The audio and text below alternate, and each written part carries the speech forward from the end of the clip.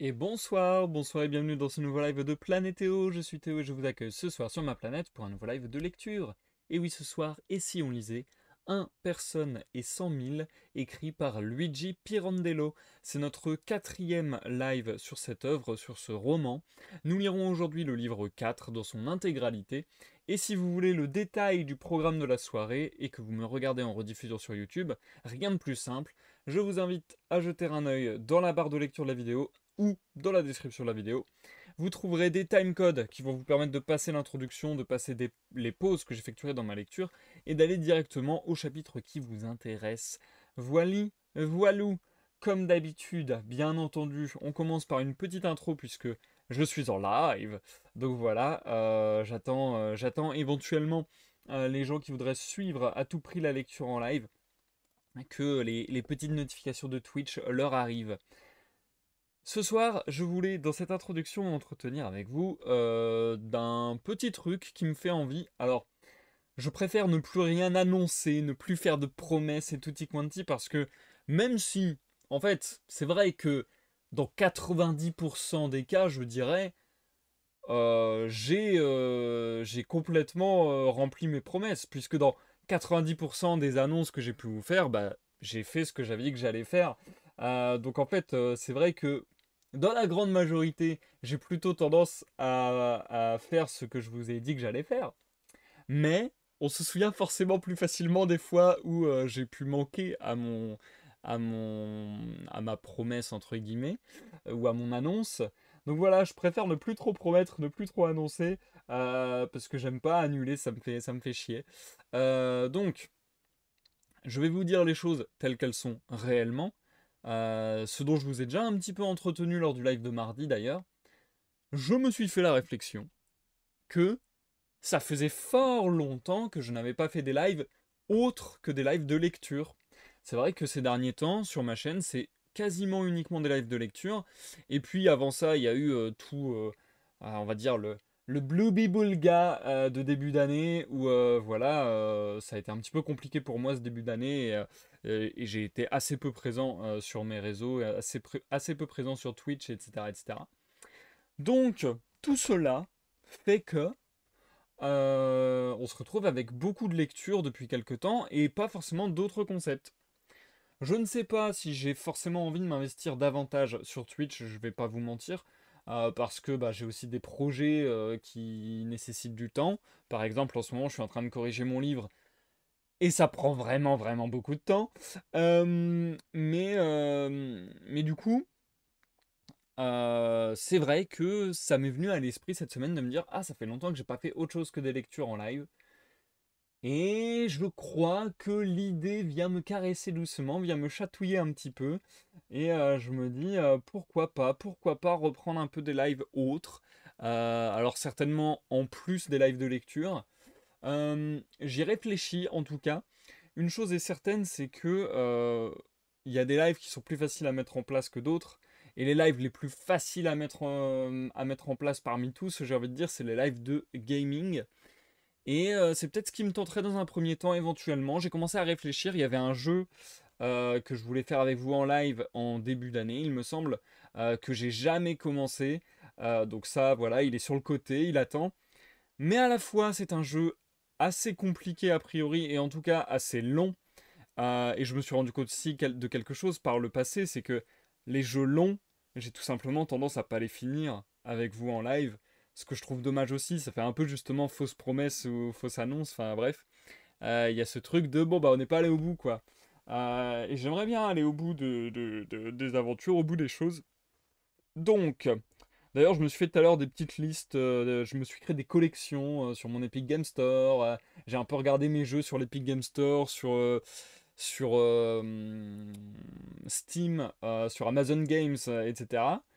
Et je me suis dit, donc déjà j'ai remarqué qu'on avait fait au moins une quinzaine de jeux vidéo ensemble en live au fur et à mesure des années, donc on a quand même fait pas mal de choses, et ça a été marrant de retrouver lesquels on a pu faire, parce que en fait c'est tellement rare parmi mes lectures, on va dire, qu'il y a des jeux, je me disais, ah oui, mais c'est vrai que tel jeu on l'a fait, c'est vrai que tel jeu c'était vachement cool à faire ensemble et tout.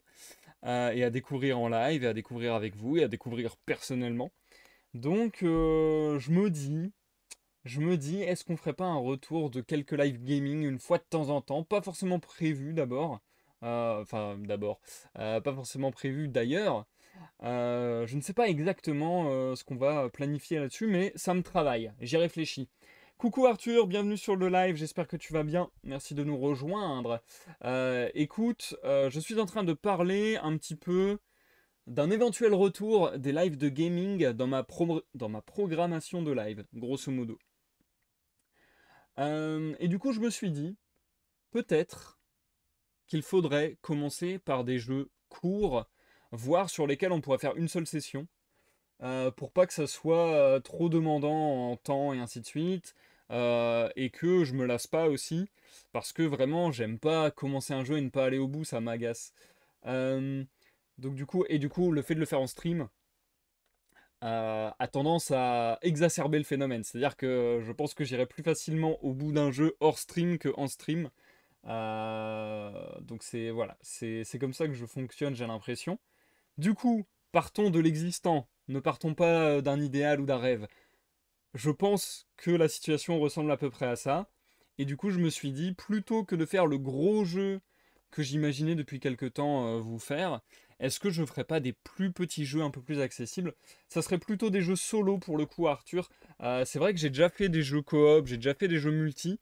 Et en fait, je me suis rendu compte d'un truc, ça va peut-être vous paraître bête ou pas d'ailleurs, mais les jeux multi, les jeux coop que j'ai pu faire par le passé, ça m'a fait très plaisir de les faire. Il n'y a aucun souci avec ça et ça a toujours été des gros moments de fun avec mes potes et tout ça, il n'y a pas de souci. Et avec vous. Mais en fait, ces derniers temps, peut-être parce que justement j'avais une baisse de morale aussi, ça peut jouer. Mais je me suis dit, mais en fait, j'ai envie de reprendre le jeu vidéo comme un support de discussion intime, entre guillemets, avec mes potes, avec mon entourage. Donc en fait, bah du coup, je vais pas commencer à parler de ma life dans le privé, en live. Donc, ces temps-ci, j'ai recommencé à beaucoup jouer à des jeux vidéo, mais en off, et avec des potes, et avec des amis. Donc du coup, j'ai l'impression que ça a été une espèce de bouffée d'air frais de revenir à du jeu vidéo multi, en privé, de pouvoir m'exprimer et partager des moments un peu plus particuliers, un petit peu plus, euh, comment dire, spécifiques avec mes potes. Et donc, je m'interdis pas de refaire des jeux coop et des jeux multi à l'avenir en live. Mais c'est vrai que pour le moment, j'ai envie de réserver ça quelque part à mes amis en privé. Donc voilà, ce serait plutôt des jeux solo, du coup. Et là, j'en ai déjà repéré quelques-uns. Vous n'êtes pas sans savoir qu'on a déjà fait des jeux en lien avec la littérature. Par exemple, on a fait un jeu Sherlock Holmes. Donc ça, c'est des pistes aussi de faire peut-être des jeux vidéo thématisés par rapport à ce qu'il y a le plus sur ma chaîne, c'est-à-dire de la lecture. Et il y a un jeu qui tombe dans cette catégorie qui me plaît bien, bien, bien. Déjà, il y a des jeux un peu à l'ambiance Sherlock Holmes, il y a des jeux un peu à l'ambiance Lovecraft, forcément. Et là, il y a un jeu qui s'appelle Orwell. Euh, je crois que c'est Keeping an Eye on You, le sous-titre du jeu. Qui serait donc un jeu, comment dire, référence à l'œuvre de George Orwell, 1984, dont on a déjà, enfin qu'on a déjà lu ensemble en live. Et je me dis, bah, ce serait un raccord sympathique. De plus, le jeu a l'air sympathique. Le jeu a l'air plutôt sympa, plutôt court, comme je le disais, ça peut être cool pour moi. Et il peut faire se poser des questions un petit peu poussées, un petit peu philosophiques, j'ai l'impression, donc ça peut être très très cool. Je sais pas, j'ai senti qu'il y avait un potentiel à ce que ça me plaise. Est-ce que ça sera cool à faire en live avec vous? Je pense que oui, il n'y a pas de raison. Mais après, j'ai envie de dire, on ne peut savoir qu'en testant. Donc voilà, je vous dis ça. Encore une fois, je ne promets rien, je ne dis pas que ça va revenir, je ne dis pas quand. Mais je vous dis que ça me travaille, je vous dis que j'y pense, que j'y réfléchis et qu'il y a moyen que ce soit quelque chose qui revienne en live. Je ne sais pas du tout si c'est ton genre ou si tu as déjà essayé, mais Red Dead Redemption 2 est vraiment bien fait, par contre il est long. Oui Arthur, alors j'ai déjà joué à Red Dead Redemption 2 avec un pote. parce que je fais partie d'une team, je sais pas, j'ai l'impression qu'elle est un peu particulière ma team, parce que à chaque fois que je le raconte à des gens, ils sont en mode ah ouais. En gros, je fais partie d'une team où je multi ou je solo. Depuis que je suis petit, je l'ai fait avec des potes. C'est-à-dire que même les jeux solo, on est assis sur un canapé et toutes les 15-20 minutes, ou bien quand on a terminé une mission, ou j'en sais rien, quand on a terminé une quête, on se passe la manette et on discute en jouant et en faisant chacun son tour une mission entre guillemets. Donc voilà, c'est un peu ma manière d'avoir consommé Red Dead Redemption 2. C'est vrai que c'est un très bon jeu. Après, pour être tout à fait franc, je dirais pas que c'est ce qui rentre le plus dans mes goûts personnels. Mais c'est vrai que c'est un très bon jeu. C'est vrai que c'est un très bon jeu. Par contre, voilà, j'envisage pas ce genre de jeu-là en live personnellement. Ce genre de jeu solo très long. Comment dire, c'est pas mon ADN. J'ai l'impression que les jeux solo, pur solo déjà, c'est moins mon ADN que les jeux multi, pour être tout à fait honnête. Et du coup, les jeux solo vachement denses, vachement longs, c'est moins mon bail. C'est moins mon bail. Je préfère des expériences un petit peu. Je vais pas forcément dire de jeux indépendants, mais c'est vrai que j'aime bien les jeux en général qui proposent une expérience peut-être courte, mais un petit peu différente de ce qu'on peut voir. En général, avec un gameplay, des mécaniques un petit peu originales, voire un graphisme un peu original, ou un concept un peu sorti de l'ordinaire. Je pense que c'est plus le corps de jeu solo qui pourrait me plaire. Voilà, voilà. Bien, cette introduction, ça y est, je ne sais plus parler, n'a que trop duré. Je vous invite à vous installer, chers amis, à prendre à boire, à manger, à vaquer à vos occupations en toute quiétude, tandis que vous m'écoutez. Santé à tous.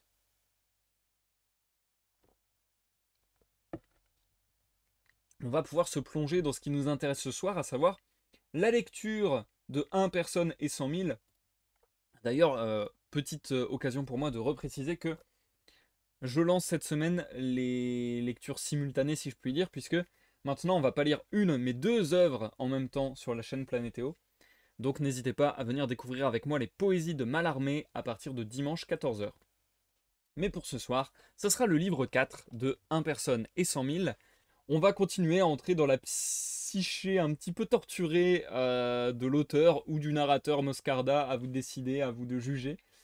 Et ces questionnements sur le moi, sur les autres, sur le rapport au moi, sur combien il y a de versions de moi-même, et ainsi de suite. Euh, pour le moment, l'œuvre est carrément dans ce que je kiffe, donc je suis pas du tout objectif. J'espère que vous, ça peut vous plaire. Et écoutez, ma foi, trêve de bavardage. Je vous souhaite une bonne écoute, que vous me regardiez en live ou en rediffusion sur YouTube. Bonne écoute à toi, Arthur. Et je vous dis à dans quelques minutes pour une pause. D'ailleurs, vraiment quelques minutes parce que j'ai eu du mal à savoir comment découper ma lecture ce soir. Et donc je pense que je vais faire pas mal de pauses parce qu'on a un petit peu plus de pages que les fois précédentes. Donc je vais voir, je vais voir. Soit je fais des toutes petites parties, soit je fais des énormes parties. J'ai du mal à savoir. C'est ça, le titre est 1 personne et 100 000. Tout à fait, Arthur. C'est dans le titre du live, c'est également ici du coup. Hop. Voilà, voilà. À tout à l'heure. Ah oui, et puis Arthur, bah, je te précise du coup, vu que tu es nouveau sur mon chat, pendant que je fais ma lecture, je ne m'interromps pas afin que la lecture soit un maximum fluide et agréable à vos oreilles. Et je vous reviens dans une pause pour discuter avec vous à la fin d'un chapitre ou ce genre de choses. On va dire d'ici 15-20 minutes, je pense, un truc comme ça. Voilà, voilà. Merci pour le follow, Arthur, c'est super gentil. À tout à l'heure. Livre 4. Chapitre 1. Comment était pour moi Marco Di Dio et sa femme Diamant? Je dis étaient, mais peut-être vivent-ils encore. Où? Qui sait? Toujours ici, et je pourrais les rencontrer demain, mais où? Ici. Il n'est plus d'univers pour moi. Je ne puis rien savoir du leur, celui dans lequel ils font semblant d'exister. Si demain je les rencontrais dans la rue, je saurais qu'ils sont dans la rue. Je lui demanderais « Tu es Marco Di Dio ?» Et lui me répondrait « Oui, Marco Di Dio. » « Et tu t'en vas par cette rue ?»« Oui, par cette rue. »« Et celle-ci est Diamant, ta femme ?»« Oui, Diamant, ma femme. »« Et cette rue porte tel ou tel nom ?»« Oui, tel nom. »« Et elle a tel nombre de maisons, de réverbères, elle est coupée par telle ou telle rue. » etc., etc. Tout comme dans une grammaire de Lendorf. Jadis, ces réponses m'auraient suffi, comme à vous, aujourd'hui, pour établir la réalité de Marco Didio et de sa femme Diamant, et celle de la rue où je pourrais les rencontrer encore, comme je les rencontrais autrefois. À quelle époque? Oh, il n'y a guère que quelques années. Belle précision pour déterminer l'espace et le temps. Une rue, il y a 5 ans. Pour moi, un abîme d'éternité s'est creusé, non dans l'intervalle de ces 5 années, mais d'une minute à l'autre. Le monde dans lequel je vivais à cette époque m'apparaît plus lointain que l'étoile la plus lointaine. Marco Didio et sa femme me semblaient deux malheureux. D'une part, la misère les avait convaincus de l'inutilité de se laver la figure tous les matins. Mais d'autre part, elle ne les empêchait pas de croire qu'aucun moyen n'était négligeable, non pour gagner les quelques sous quotidiens nécessaires à leur subsistance, mais pour devenir du jour au lendemain millionnaires, millionnaires, comme il disait, en détachant les syllabes, avec un éclair farouche dans ses yeux dilatés. Je riais alors, et tous avec moi, de l'entendre s'exprimer ainsi. Aujourd'hui, l'effroi me gagne en pensant que si je pouvais rire à cette époque, cela tient à ce que je n'avais pas encore mis en doute ce sentiment providentiel et réconfortant, qu'on nomme valeur probante de l'expérience, et que par conséquent, la possibilité de devenir millionnaire du jour au lendemain me semblait un rêve absurde. Mais si ce fil conducteur dont nous venons de démontrer l'extrême ténuité, je veux parler de la constance des résultats de l'expérience, s'était rompu en moi. Si par contre, le rêve absurde, en se répétant 2 ou 3 fois, avait acquis pour moi un caractère de constance. En ce cas, il m'eût été impossible de mettre en doute qu'on pût réellement passer du jour au lendemain de la misère à la fortune. Tant qu'on a le bonheur de croire à l'infaillibilité de l'expérience, impossible de savoir ce qui peut sembler réel ou vraisemblable à l'être qui vit en dehors de toute règle, comme précisément cet homme-là. Il se croyait inventeur. Un inventeur, n'est-ce pas, se réveille un beau matin, invente quelque chose, et le voilà millionnaire. Que de gens se souviennent encore de lui, comme d'un sauvage fraîchement débarqué de sa campagne à Riquieri. Il se rappelle qu'il fut accueilli dans l'atelier d'un de nos artistes les plus en renom, aujourd'hui mort, et qu'en peu de temps ils avaient appris à travailler le marbre avec beaucoup d'habileté. Si bien qu'un jour, le maître le prit comme modèle pour un groupe, dont le plâtre exposé à un salon de sculpture devint fameux sous le nom de Satyre et Enfant. L'artiste avait réussi à incarner dans l'argile une vision fantastique, certainement pas chaste, mais de toute beauté. Il s'y était complu, et en avait reçu force louanges. Tout le mal vint de cette argile. Le sculpteur ne se doutait pas qu'en son praticien naîtrait la tentation de transposer à sa façon cette vision imaginaire de la terre glaise où elle s'était honorablement fixée pour toujours en un geste fugitif qui, lui, n'était plus honorable du tout, alors qu'oppressé par la chaleur d'un après-midi d'été, il suait dans l'atelier à ébaucher le groupe de marbre. L'enfant de chair se montra moins docile que son frère d'argile. À ses appels on accourut, et Marco Didio fut surpris dans une tentative dont la responsabilité incombait à la bête surgie en lui sous l'influence d'une température torride. Mais soyons équitables. Une brute, soit, abjecte. Mais après tout, un passé d'honnêteté attesté, Marco Didio cessait-il d'être le bon jeune homme que son maître déclara avoir toujours connu? Je sais que cette question vous semble une offense à la morale. Vous m'objectez que si pareille tentation a pu naître en Marco Didio, c'est qu'il n'était pas le bon jeune homme que disait son maître. À cela, je répondrai que la vie des saints abonde en tentations analogues, et même de plus basses. Les saints les attribuaient aux démons et en triomphaient par la grâce divine. Et de même, les freins que vous vous imposez répriment à l'ordinaire ces tentations et empêchent que s'échappe de vous à l'improviste un voleur, voire un assassin. L'excès de chaleur d'une après-midi estivale n'a jamais réussi à entamer la croûte de votre honnêteté native, ni à déchaîner momentanément en vous la bête originelle. Vous pouvez condamner. Mais si nous parlions un peu de Jules César, dont la gloire impériale vous remplit d'admiration, vous vous exclamez « Quel esprit vulgaire vous faites !» À ces moments-là, il cessait d'être Jules César. Nous l'admirons dans les moments où il était vraiment lui-même. Fort bien. Lui-même. Mais voyez, si Jules César n'était lui-même qu'aux heures où vous l'admirez, où donc était-il le reste du temps? Qui était-il? Personne? N'importe qui? Et qui? Il faudrait le demander à sa femme, Calpurnie, ou à Nicomède, roi de Bithynie. Vous voilà donc forcé d'admettre qu'il n'existait pas de Jules César unique. Certes, il y avait un César, tel qu'il s'est montré en bien des parties de sa vie, et la valeur de celui-là dépassait incomparablement celle des autres. Toutefois pas en tant que réalité, je vous prie de le croire, car non moins réel que le Jules César impérial était l'être maniéré, blasé, rasé, aux vêtements lâches, infidèle à sa femme Calpurnie et à Nicomède, roi de Bithynie. Le malheur, c'est qu'il fallait les confondre tous sous cette appellation unique de Jules César, et que dans un seul corps masculin cohabitaient plusieurs êtres, dont une femme, qui, ne trouvant pas la possibilité de se manifester à sa guise dans son corps masculin, eut recours à des moyens anormaux et impudiques, avec de nombreuses récidives. Le satyre logé dans ce pauvre Marco d'Idio ne s'échappa, tout compte fait, qu'une seule fois, induit en tentation par le groupe de l'artiste. Cette erreur d'un instant pesa sur lui toute sa vie. Personne ne fit plus aucun cas de lui. Une fois sorti de prison, il se mit à échafauder les chimères les plus extravagantes pour se tirer de l'ignominieuse misère dans laquelle il se débattait, avec une femme qui, un beau jour, était venue à lui, nul ne savait d'où ni comment. Depuis une dizaine d'années, il annonçait son départ pour l'Angleterre, la semaine prochaine. Mais se rendait-il seulement compte de la fuite de ces 10 années? Elle ne s'était écoulée que pour ceux qui l'entendaient parler de son projet. Lui partait toujours pour l'Angleterre la semaine prochaine.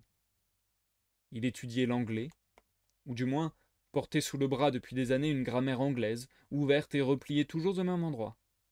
La pression du bras et la sueur de la jaquette avaient fini par rendre illisibles les 2 pages ouvertes, alors que les suivantes étaient restées incroyablement propres. Mais il connaissait par cœur toute la partie maculée. De temps en temps, tout en marchant dans la rue, les sourcils froncés, il posait une brusque question à sa femme, comme pour mettre à l'épreuve sa vivacité et sa maturité d'esprit. « Is Jane a happy child ?» Prompte et sérieuse, elle répondait « Yes, Jane is a happy child », car elle aussi devait l'accompagner en Angleterre la semaine prochaine.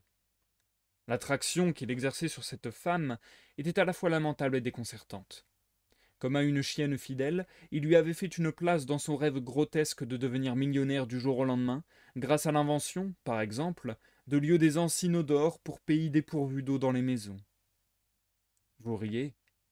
Ce sont précisément les railleries qui leur donnaient cette expression farouche, parfois effrayante, à mesure que pleuvaient plus drus les colibés.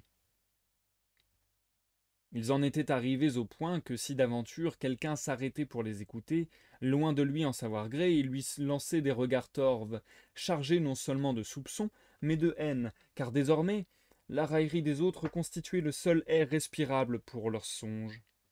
La moquerie cessant, ils risquaient de suffoquer. Je m'explique donc que mon père eût été leur pire ennemi. En effet, ce n'est pas seulement à mon égard que mon père s'offrait ce luxe de bonté dont j'ai parlé plus haut.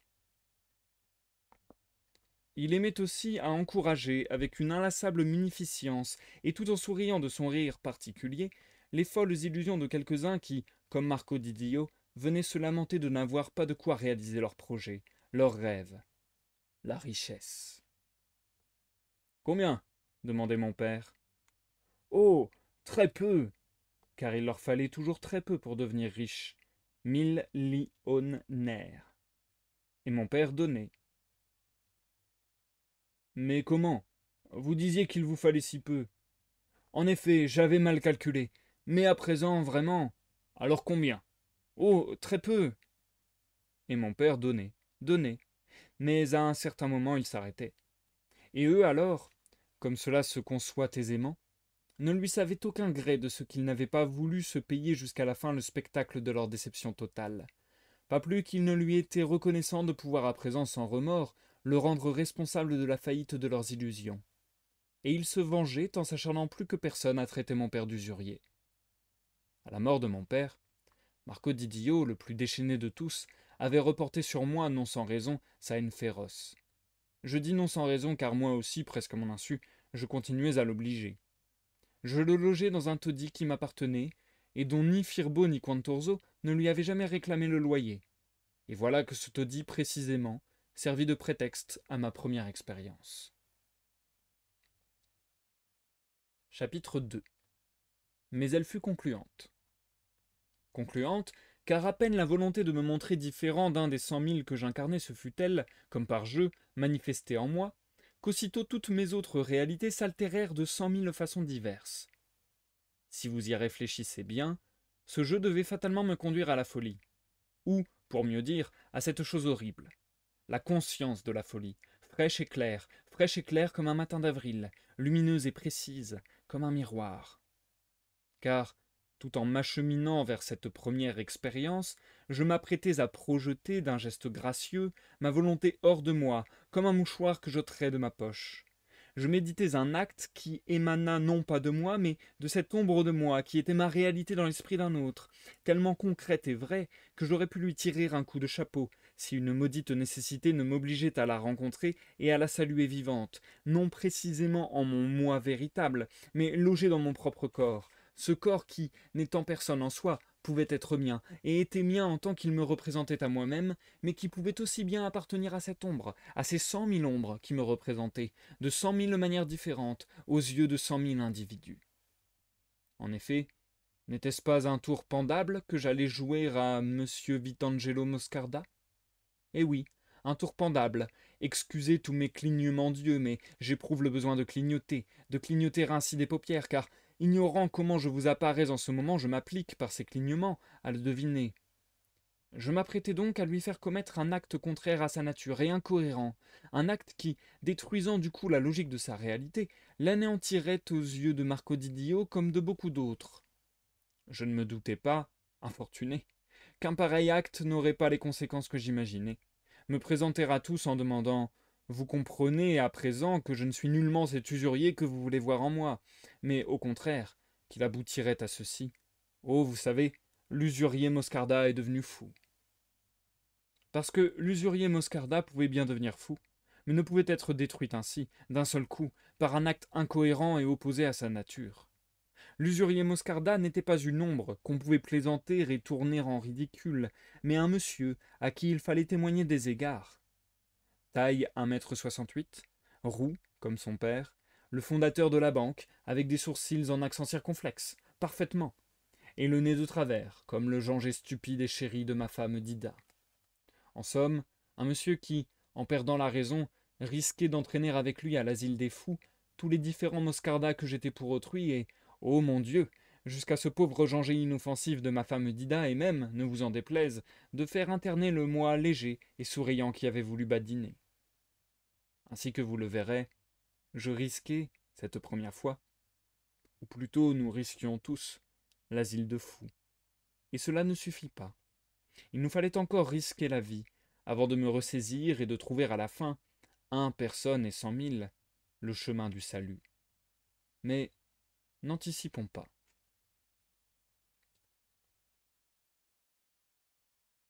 Et c'est la fin du chapitre 2.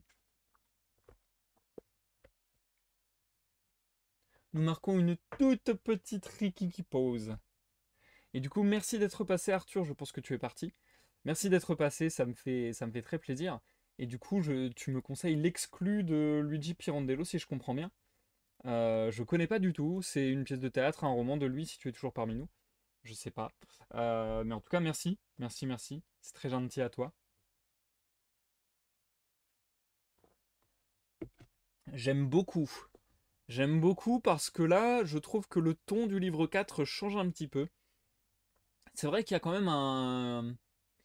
assez fréquemment, alors je sais pas si ça correspond à chaque changement de livre, j'ai un peu l'impression que qu'il y a ce phénomène-là, mais peut-être même qu'au sein d'un même livre ça peut arriver. J'ai l'impression quand même que parfois on se détache et on part sur autre chose. C'est-à-dire que des fois on est vraiment dans l'abstraction complète, on est vraiment dans l'idée abstraite, dans la théorie philosophique presque. Et parfois on est beaucoup plus dans le concret, dans l'habité, dans l'incarné, avec des moments de sa vie et ainsi de suite. Donc là, de partir sur quelque chose qui fait plus récit que je vais dire ouais théorie, j'aurais pas d'autres mots. Ça peut être intéressant parce que là, ça y est, on part plus sur du récit et encore une fois sur cet appel, On avait regardé ça l'autre fois et je me rappelle plus, c'était Prolepse, je crois. Attendez, c'est un Prolepse, une Prolepse. Figure de style, hop.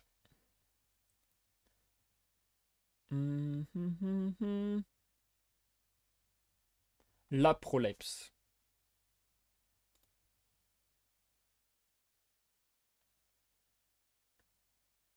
En narratologie, voilà. Anticipation, Prolepse, ok.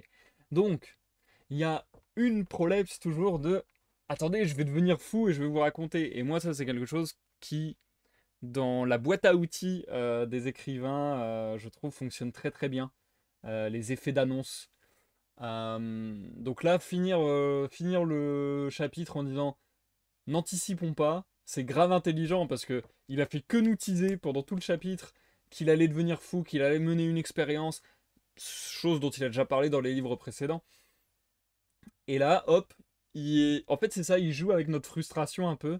Il nous a donné envie, il nous a donné envie, et là, hop, il retire un petit peu les rênes en arrière, et non, non, non, attendez, n'allons pas trop vite. Donc c'est voilà, c'est un jeu comme ça pour entretenir l'excitation. C'est vachement bien fait, je trouve. Euh, et vachement marrant à voir en plus, parce que voilà, il y a un peu une sorte de ludisme, je trouve, à ça dans l'écriture. Donc, non, franchement, j'aime beaucoup, j'aime beaucoup. Pareil, le fait que sa théorie, il l'ait accolée au personnage de Jules César, je trouve ça giga intéressant.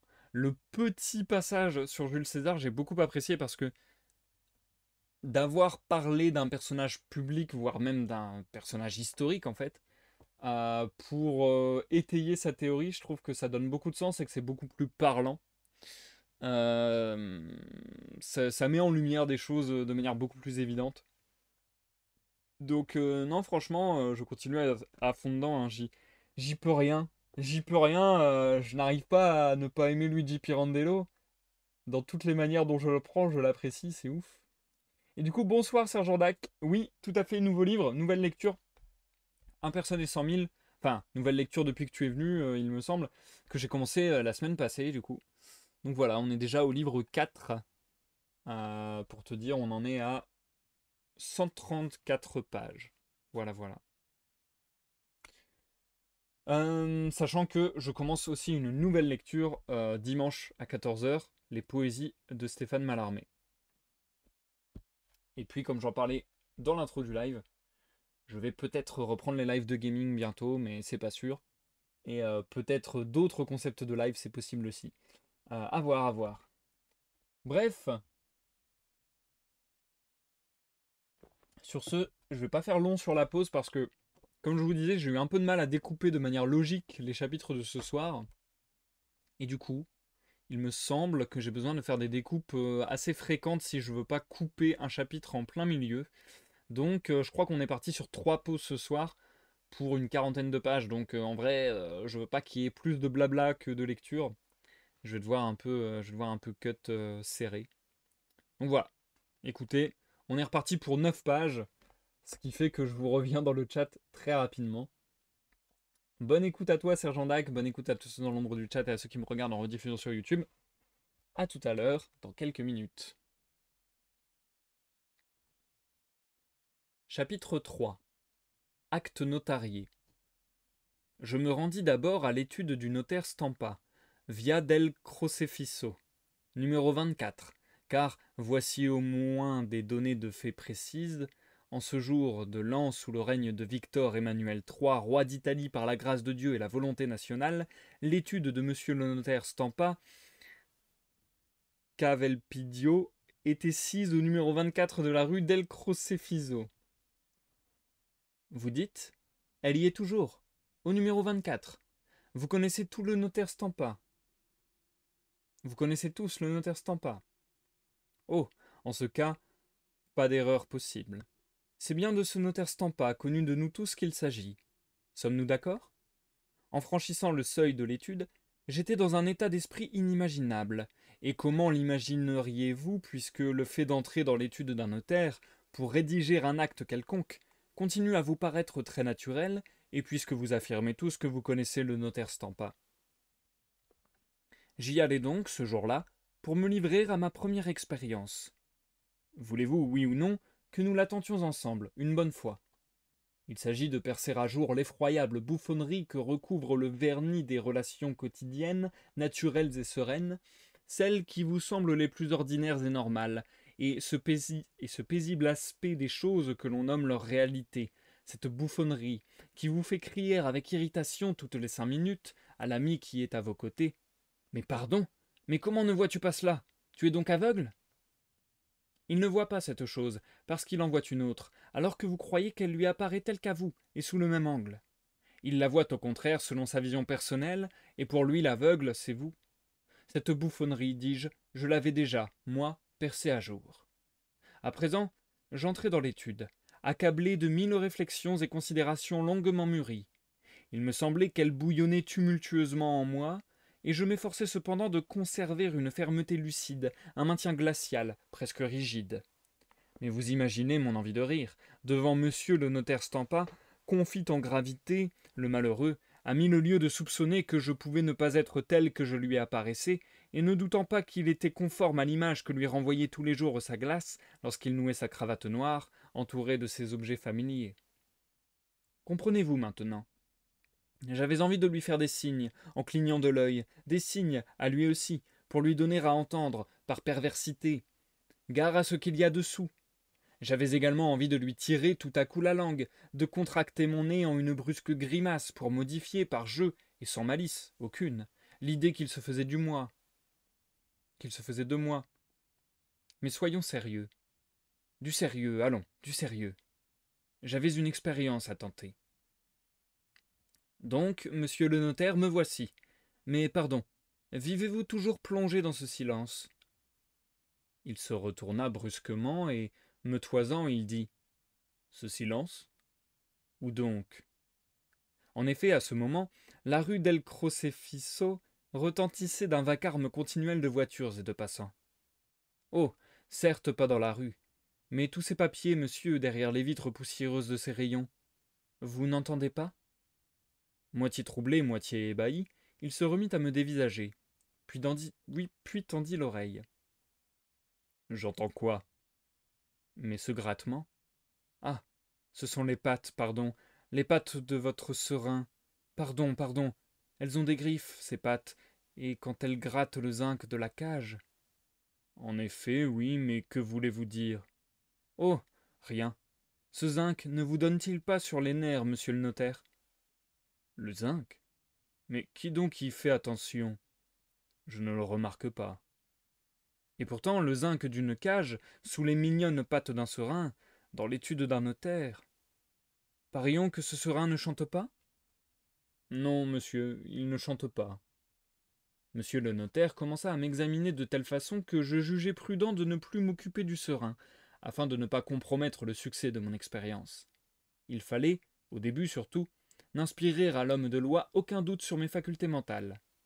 Je lui demandai s'il connaissait certaines maisons, sises à tel numéro de telle rue, appartenant à certain monsieur Moscarda Vitangelo, fils de feu Francesco Antonio Moscarda. Mais n'est-ce pas vous-même? Oui, en effet, ce serait moi. Que c'était beau, mon Dieu! Dans cette étude de notaire, parmi ces paperasses jaunies sur les rayons poussiéreux des vieilles étagères, parler ainsi de certaines maisons appartenant à certains Moscarda Vitangelo, comme si on était à des siècles de distance. D'autant plus que je me trouvais là, moi, dans cette étude, présent et agissant. Mais qui sait où, et sous quelle apparence le notaire voyait son étude? Combien l'odeur qui s'en exhalait pour lui différait de celle que je humais? Et qui sait où se trouvait et quel aspect prenait, dans l'univers de monsieur le notaire, cette maison dont je lui parlais d'une voix lointaine? Et moi, dans son univers de notaire, qui sait combien je semblais bizarre? Ah, le plaisir de l'histoire! Rien de plus reposant que l'histoire. Dans la vie, tout se transforme sans cesse sous nos yeux. Nulle certitude.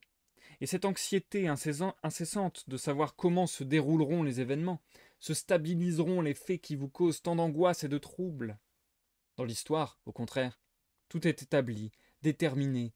Si douloureuses qu'aient été les péripéties, et si tristes les événements, les voici classés, tout au moins, fixés entre les 30 ou 40 feuillets d'un livre. Les voici tels quels, jamais plus de changement, à moins qu'un critique malveillant ne prenne un malin plaisir à faire sauter cet échafaudage idéal, où les divers éléments s'enchaînaient si bien, qu'on pouvait admirer en toute quiétude comment chaque effet découlait docilement de sa cause, avec une logique parfaite, et comment chaque événement se déroulait, précis et cohérent, dans ses moindres détails, avec monseigneur le duc de Nevers, qui en tel jour de telle année, etc., etc.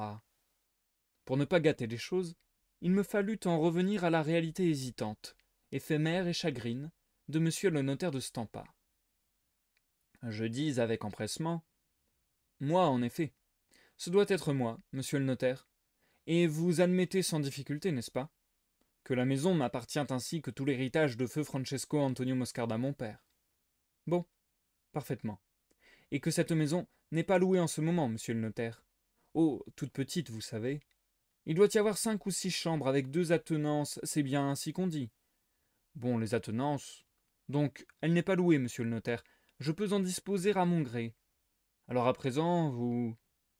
Je me penchai, et à voix basse, avec beaucoup de gravité, je lui confiai la nature de l'acte que je lui demandais de dresser, et que je ne puis révéler maintenant parce que...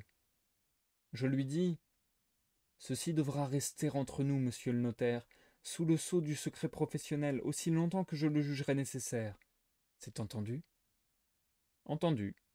Mais le notaire m'avertit que, pour rédiger cet acte, il aurait besoin de certaines données et de documents qu'il me faudrait aller chercher à la banque auprès de Quantorzo.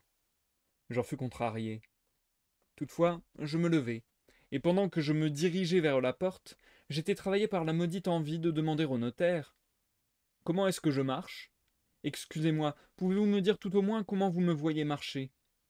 Je me contins avec peine. Mais je ne pus m'empêcher de me retourner, en ouvrant la porte vitrée, et de lui dire avec un sourire de compassion « Eh bien, de mon pas, je vous remercie. » « Comment ? Demanda le notaire abasourdi. Oh, rien, je dis que je m'en vais, de mon pas, monsieur le notaire. Mais savez-vous que j'ai vu une fois rire un cheval? Oui, monsieur, pendant qu'il marchait. À présent, vous irez regarder le museau d'un cheval pour le voir rire, et vous viendrez ensuite me dire que vous ne l'avez pas vu rire. Mais il s'agit bien de museau.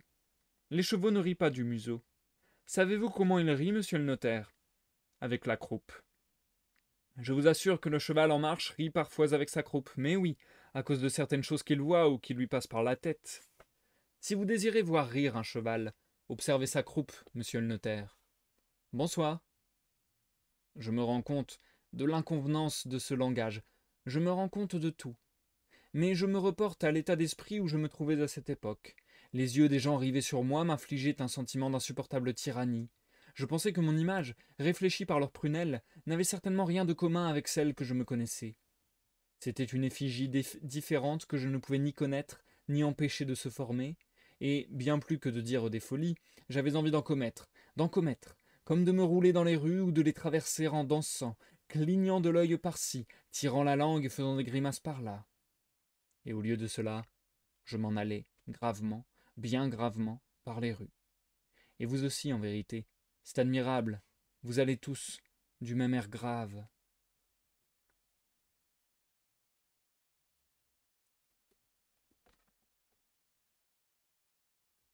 Chapitre 4. La grande route. Il me fallait donc aller à la banque, au sujet de ces papiers que réclamait le notaire. Sans doute ils m'appartenaient, puisque la maison était à moi, et je pouvais en disposer. Mais, si vous y réfléchissez, je n'aurais pu me les procurer, bien qu'ils fussent à moi, qu'en les dérobant ou en les prenant de force à cet autre qui, aux yeux de tous, était leur légitime propriétaire. Je veux parler de monsieur l'usurier Vitangelo Moscarda. Pour moi, l'évidence s'imposait, car je voyais monsieur l'usurier Vitangelo Moscarda vivant dans les autres et non en moi. Mais pour les autres, qui au contraire ne voyaient en moi que cet usurier, je me rendais à la banque afin de me voler ces papiers à moi-même, ou de me les arracher des mains par un geste de violence insensé. Pouvais-je dire que je n'étais pas moi, ou que j'étais un autre? Impossible de motiver, de quelque façon que ce fût, un acte que j'accomplissais précisément pour qu'il apparût incohérent et opposé à l'idée qu'on se faisait de moi. Je continuais à avancer, comme vous voyez, tout à fait conscient, sur la grande route de la folie, qui était précisément celle de ma réalité, telle qu'elle s'étendait désormais devant moi, avec les diverses images de moi, vivantes, reflétées, et qui cheminaient à mes côtés. Mais j'étais fou, justement parce que j'en avais cette conscience lucide et à multiples reflets, comme un miroir. Vous qui, en affectant de l'ignorer, vous engagez dans cette même voie, vous êtes les sages, et d'autant plus sages que vous criez plus fort à vos compagnons de route. Moi, moi aussi, moi ainsi. C'est toi l'aveugle, c'est toi le fou. Et c'est la fin du chapitre 4. Nous nous marquons une très courte pause. Bonsoir Algo, si tu es toujours parmi nous. J'espère que tu vas bien. J'aime beaucoup la lecture, franchement j'aime beaucoup cette lecture, je la trouve vraiment très spéciale. Là, dans les interactions, c'est bizarre. Dans ce côté un peu absurde des interactions, j'ai eu l'impression d'avoir des réminiscences de certains passages de l'œuvre de Kafka. Alors je sais pas si le rapprochement est juste ou pas, mais ça m'a fait un peu la même impression d'étrangeté dans les dialogues, d'absurde comme ça. J'aime beaucoup, beaucoup, et le plan du narrateur, j'adore. Genre le fait qu'il soit en mode, ok, pour les gens, je suis l'usurier Vitangelo Moscarda, de toute manière.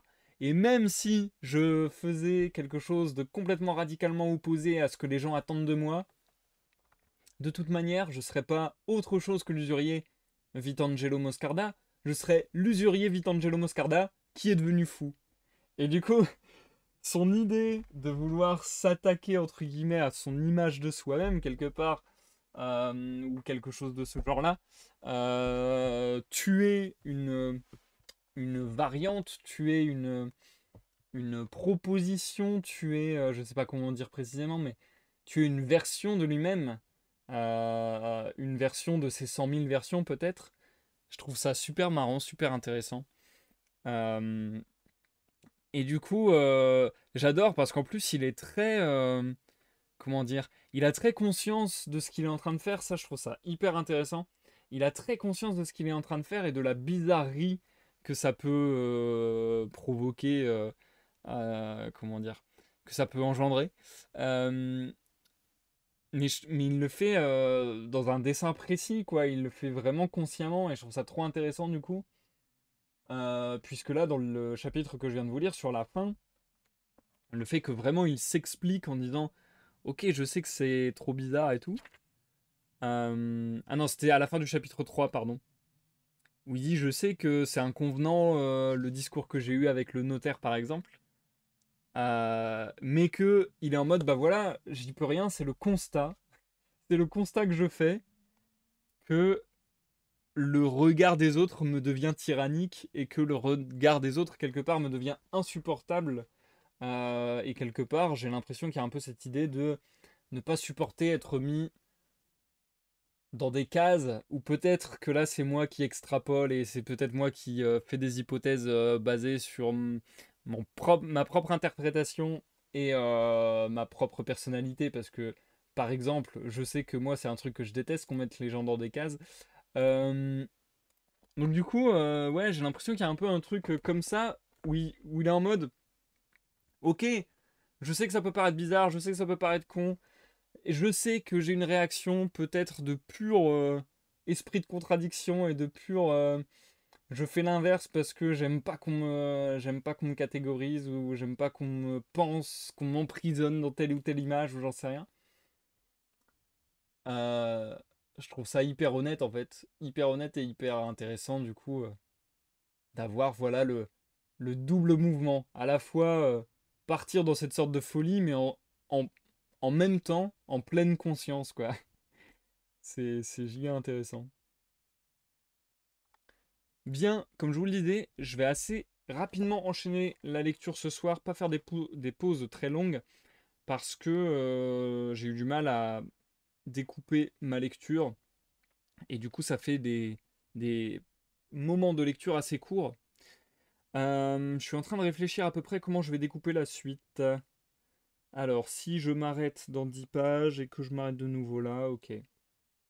Ok, bah je vais vous lire le chapitre 5 et ensuite je vous lirai le chapitre 6 et 7 pour terminer. Ça ira bien. Donc du coup, on est parti pour 10 puis 15 pages. Ça sera un chouïa plus long que ce que j'ai fait en début de live.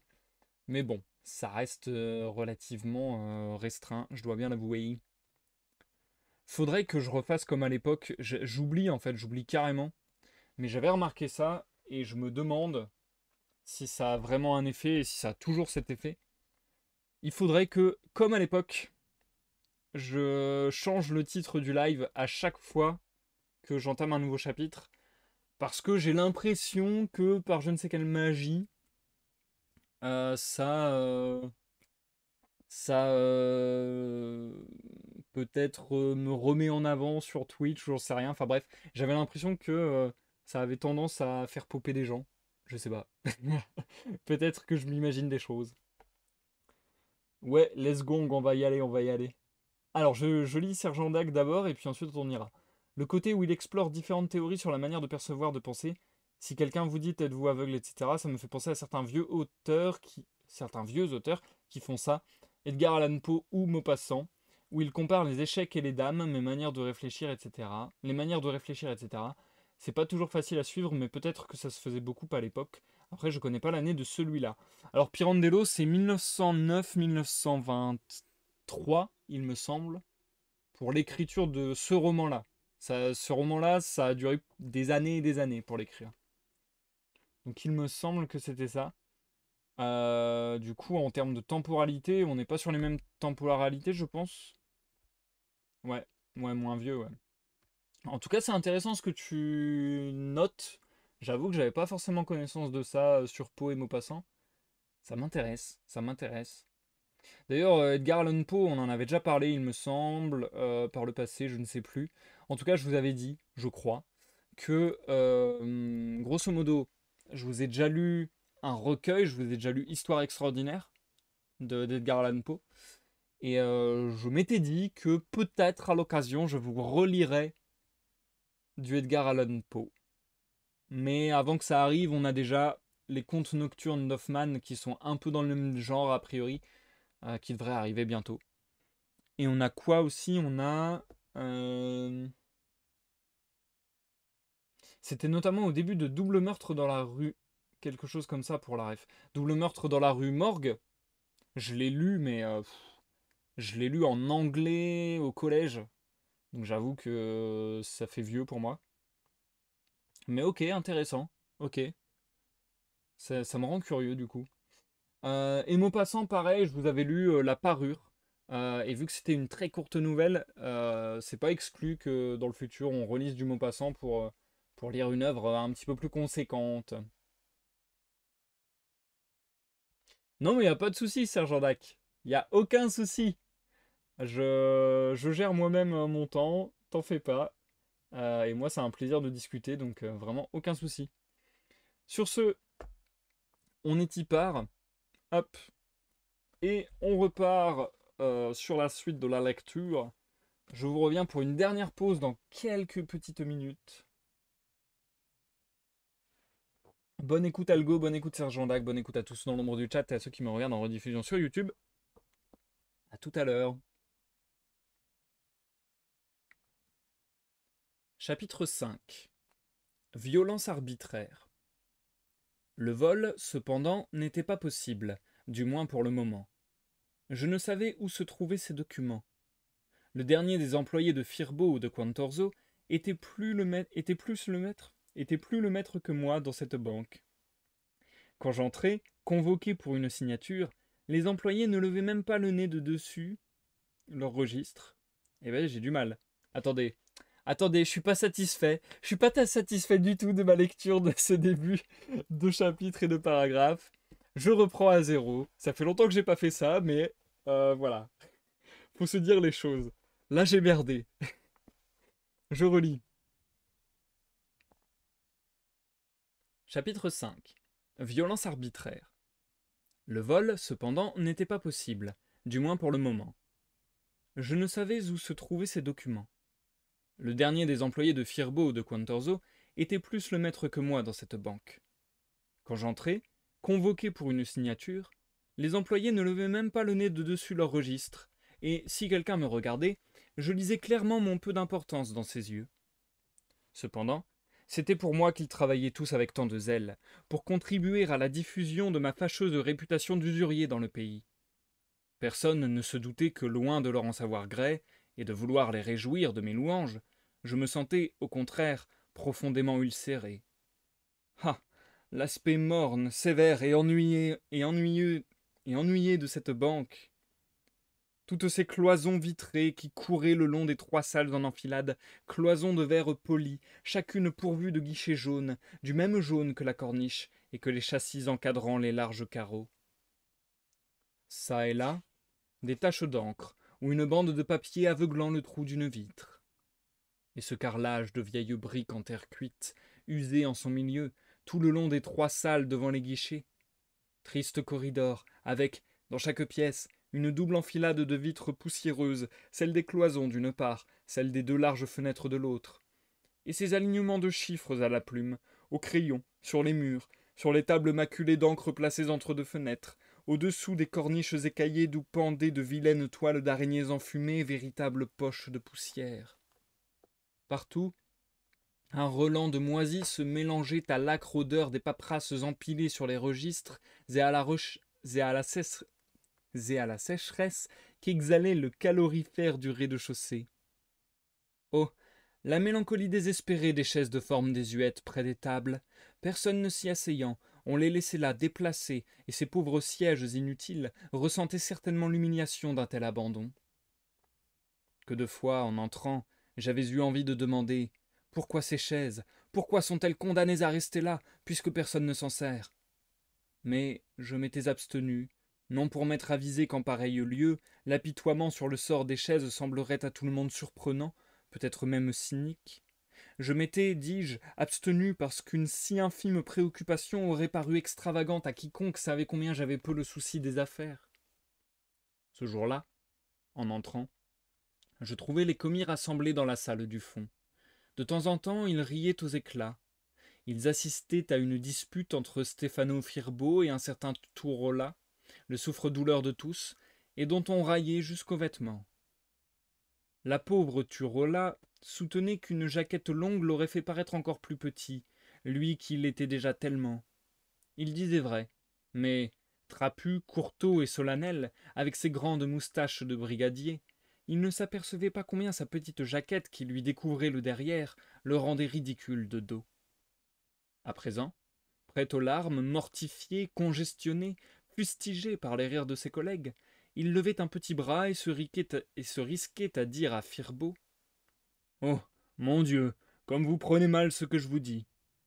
Firbo lui criait en plein visage, en le secouant furieusement par son bras levé. « Mais qu'en sais-tu? Que sais-tu? Tu ne saurais même pas tracer un O avec le pied d'un verre. Pourtant tu es rond comme lui. » Je finis par apprendre de quoi il s'agissait. Quelqu'un demandait un prêt à la banque, présenté justement par Turola, qui se portait garant de sa probité, alors que Firbo en doutait. Un sursaut de révolte me souleva. Comme on ignorait la torture secrète de mon esprit, personne ne put en comprendre la raison, et l'assistant se frémit quand, bousculant 2 ou 3 employés, je criai à Firbo « Et toi, de quel droit veux-tu imposer ainsi ta façon de voir ?» Firbo, interloqué, se retourna pour me regarder et, comme s'il n'en croyait pas ses yeux, en me voyant ainsi tout près de lui, il cria à son tour « Tu es fou ?» La fantaisie me prit, je ne sais trop pourquoi, de lui jeter à la face une riposte cinglante qui pétrifia tout le monde. « Oui, comme ta femme, que tu es obligé de tenir enfermée dans une maison d'aliénés. » Je le vis pâlir, et son visage se crispa. « Tu dis ? Je suis obligé ?» Je haussai les épaules. Ennuyé de l'effarement général et, en même temps, prenant conscience de l'inopportunité de mon intervention, je répondis doucement « Mais oui, tu le sais bien. » Et comme si, après ces mots, j'avais été soudain, comment dire, changé en pierre, je ne parvins plus à entendre ce que me criait Firbo entre ses dents serrées avant de sortir avec fureur. Je me rappelle que je souriais pendant que Quantorzo, survenu au bruit de l'altercation, m'entraînait dans le petit bureau de la direction. Je souriais, pour prouver que la violence était inutile et que l'incident était clos. Et pourtant, je sentais qu'à ce moment, pendant que je souriais, j'aurais pu tuer quelqu'un, tellement l'attitude sévère et l'agitation de Quantorzo m'exaspéraient. Je promenais mes regards autour de moi, dans le bureau directorial, ahuri de constater que l'étrange vertige qui m'avait gagné tout à coup ne m'empêchait pas de remarquer les choses avec exactitude et lucidité, jusqu'à être presque tenté d'en rire.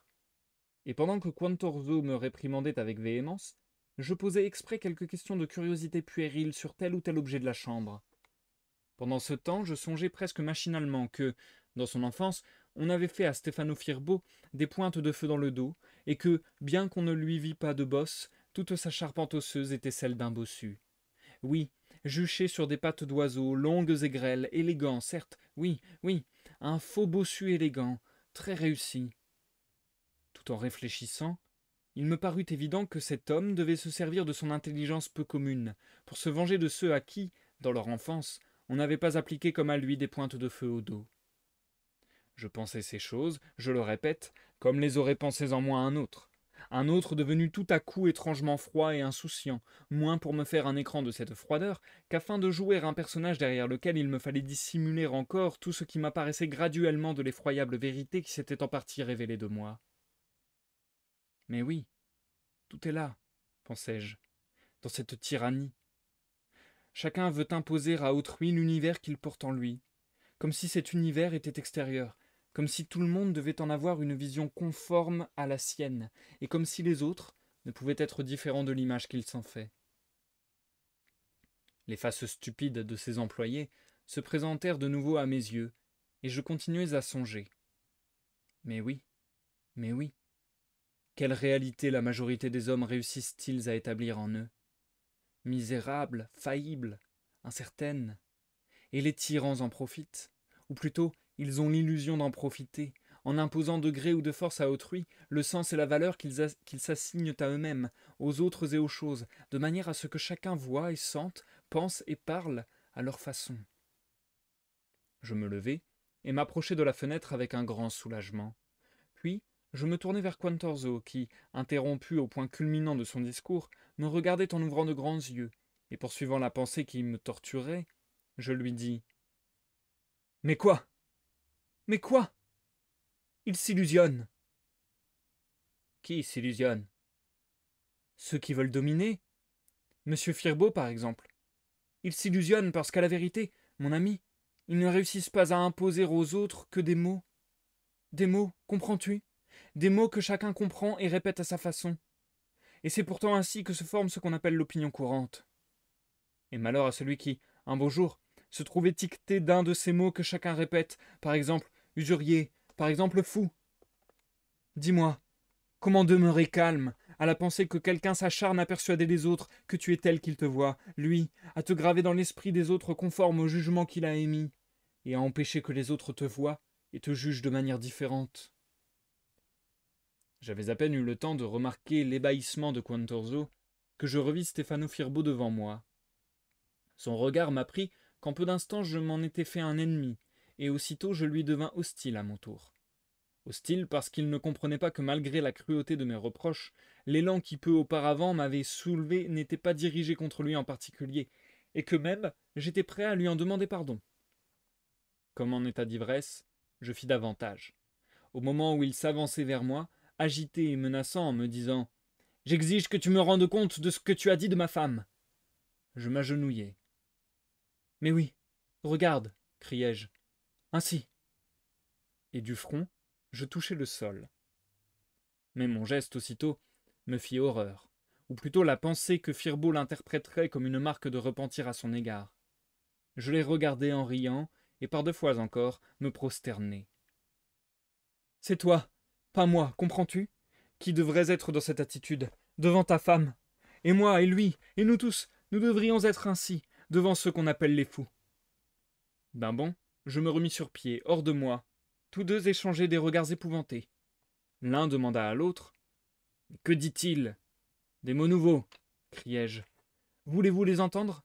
Allez, là où vous enfermez les fous, allez, allez les écouter parler. Vous les tenez sous les verrous, pour votre convenance personnelle. Je saisis Firbo par le collet de sa jaquette et le secouai en riant. Comprends-tu, Stéphano? Ce n'est pas à toi seul que j'en veux. Tu t'es senti offensé? Non, mon ami. Que disait de toi ta femme? Que tu es un libertin, un voleur, un faussaire, un imposteur et que tu mens sans arrêt? Ce n'est pas vrai. Personne ne le croit. Mais quand tu ne l'avais pas encore fait interner, hein, nous étions tous là à l'écouter, épouvantés. Je voudrais bien savoir pourquoi. Firbo me regarda à peine, et, tourné vers Quantorzo comme pour lui demander conseil, avec une inquiétude niaise, il dit « Oh, mais précisément parce que nul n'y pouvait croire. »« Ah, non, mon cher, lui criai-je, regarde-moi bien dans les yeux. »« Que prétends-tu insinuer ?»« Regarde-moi bien dans les yeux, répétai-je. Je ne dis pas que ce soit vrai. Rassure-toi. » Il fit un effort pour me regarder et blêmit. « Tu vois » criai-je alors. « Tu vois? Toi aussi. Voilà que tes yeux aussi sont pleins d'effroi. »« Mais parce qu'il me semble que tu deviens fou » murmura-t-il à la face exaspérée. J'éclatai de rire, et je ris, longtemps, longtemps, sans pouvoir me contenir, en constatant la terreur, le trouble que cette hilarité provoquait chez tous deux. Soudain, je m'arrêtai, frappé à mon tour par l'expression de leur regard. Mon acte, mes paroles, étaient certainement pour eux dépourvus de sens et de raison. Pour me ressaisir, je dis avec rudesse « Bref, j'étais venu ici aujourd'hui vous demander des renseignements au sujet d'un certain Marco Didio. Je voudrais savoir comment il se fait qu'il ne paye pas ses loyers depuis des années et qu'on n'ait pas encore pris des mesures judiciaires pour son expulsion. » Je ne prévoyais pas que ma question augmenterait encore leur stupeur. Ils se regardèrent comme pour puiser chacun dans la vue de l'autre un réconfort qui les aidât à supporter l'impression que je leur produisais, moi, ou plutôt l'être inconnu, insoupçonné, que subitement ils découvraient en moi. « Mais que dis-tu? Que nous racontes-tu là » demanda Quantorzo. « Vous ne comprenez pas. Marco Didio, paye-t-il ou ne paye-t-il pas de loyer ?» Ils continuèrent à se regarder, bouche bée. Un nouvel éclat de rire me secoua. Mais, recouvrant mon sérieux, je dis, comme si je m'adressais à un être imaginaire tout à coup surgi devant eux, « Et quand donc t'es-tu jamais occupé de choses pareilles ?» Ébahis plus que jamais, presque atterrés, ils cherchèrent qui venait de prononcer ces paroles, expression de leur propre pensée, et qu'ils avaient été sur le point de formuler. Se pouvait-il que ce fût moi qui les eusse dites? « Oui, continuai-je gravement. Tu sais bien que ton père a gardé tant d'années ce Marco Didio sans l'inquiéter. Comment pareille pensée t'est-elle venue à présent? » La main sur l'épaule de Quantorzo, l'air toujours aussi sérieux, mais empreint d'une lassitude anxieuse, j'ajoutai « Je t'avertis, mon ami, que je ne suis pas mon père. » Puis, posant mon autre main sur l'épaule de Firbo, « J'exige que tu prennes immédiatement les mesures nécessaires. Je suis le maître et c'est moi qui commande. Et puis, je veux avoir la liste de mes maisons avec les dossiers relatifs à chacune. Où sont-ils » Ces paroles étaient claires, les demandes précises. Marco Didio, liste des maisons, dossier. Eh bien, il ne me comprenait pas. Il me regardait, éperdu. Je dus répéter plusieurs fois mes ordres, et me faire conduire à l'armoire qui renfermait les titres de propriété que me réclamait le notaire Stampa. Quand je fus dans la petite chambre où se trouvait cette armoire, je pris par le bras Firbo et Quantorzo, qui m'avaient mené là comme deux automates, et les poussant dehors, je refermai la porte sur eux. Je suis certain qu'ils restèrent encore un moment derrière cette porte, à se regarder dans les yeux hébétés, et qu'ensuite, l'un dit à l'autre « Sûrement, il est devenu fou. » Et c'est la fin du chapitre 5. Nous marquons une courte pause, la dernière de ce soir. Bon, à part le fait que j'ai eu un peu de mal à me lancer sur le chapitre, désolé, je ne sais pas ce qui m'est arrivé. Donc à part le fait que j'ai eu un peu de difficulté sur le début de la lecture, je suis trop content de ce chapitre. C'est trop cool l'évolution de l'histoire. Là, pour le coup, on est beaucoup plus dans le concret, comme je disais tout à l'heure, on est beaucoup plus dans des événements, dans le suivi de péripéties. Donc déjà, ça change un petit peu du reste de l'œuvre. Et là, on a eu l'éclatement, je vais dire, de sa folie. C'est vachement intéressant. C'est vachement intéressant. Ces crises de fou rire comme ça.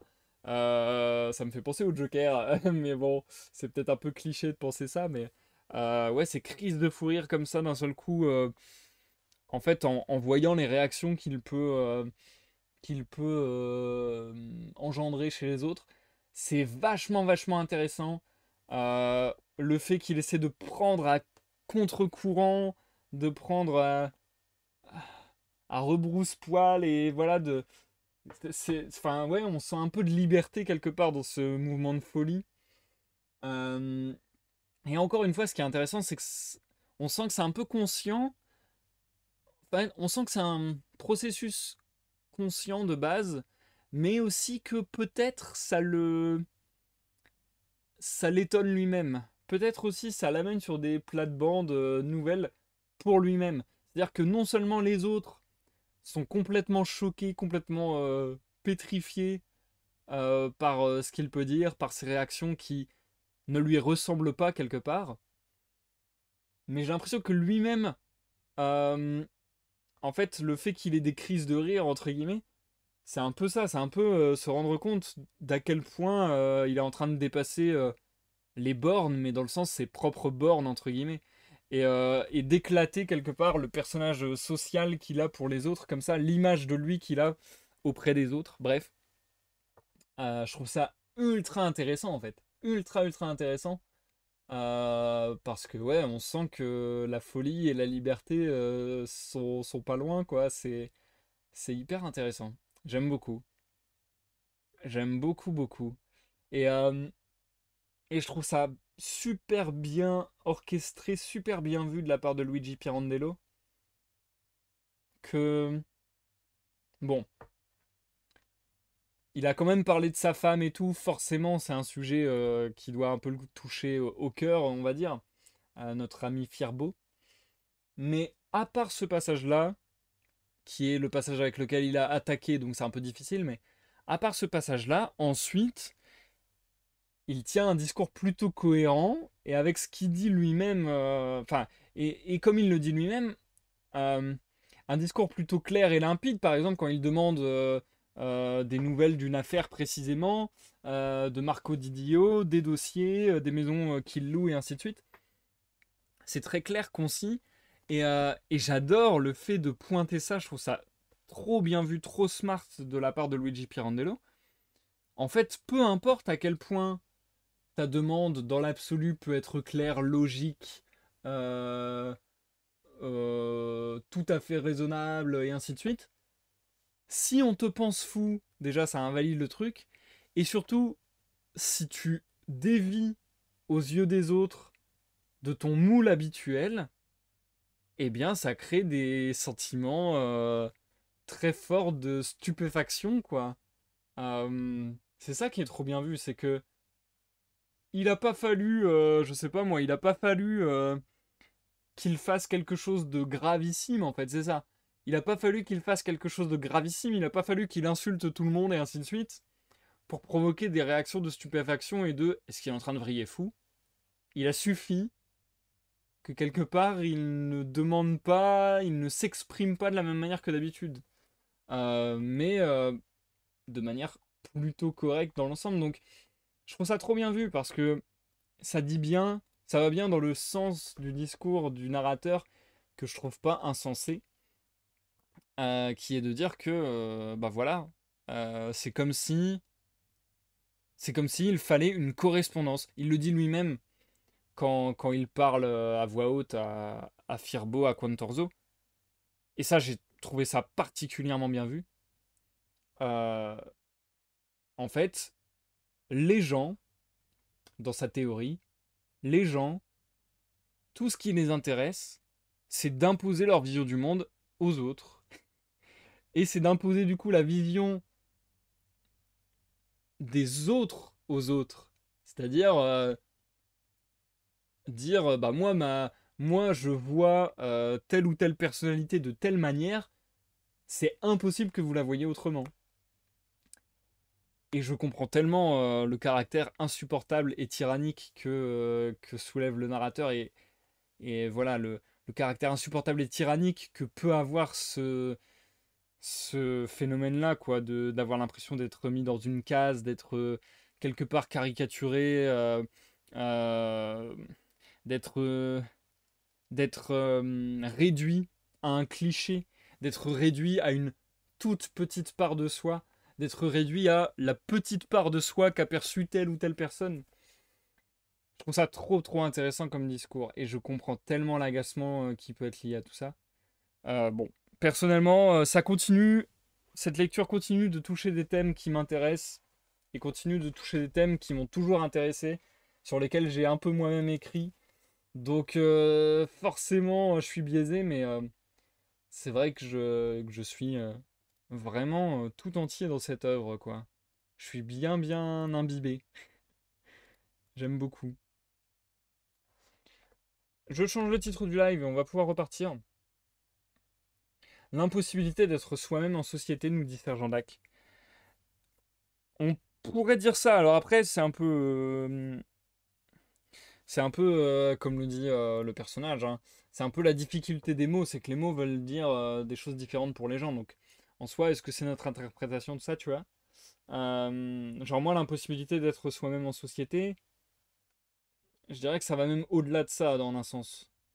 Euh, C'est-à-dire que oui, ou bien en société, même en même en société minuscule, même en petit comité, parce que je pense qu'on peut prendre un duo, on peut prendre une famille, on peut prendre un couple, et puis en fait tu tombes potentiellement dans cette case qu'on te définit, quoi.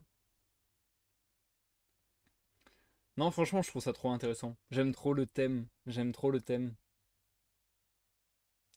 Il fut un temps où j'avais écrit S'il te plaît, ne me casse pas la gueule. Et ouais, c'est des thèmes qui me parlent. C'est des thèmes que j'aime beaucoup. Euh, Bref, et je trouve que. Enfin, ce que j'aime beaucoup aussi avec ça, c'est que si on tire le fil de ça, je sais pas si c'est vraiment ce que veut dire le personnage de Moscarda, si ça va jusque-là. Mais si on tire le fil de ça, je trouve que quelque part on fait un gros acte de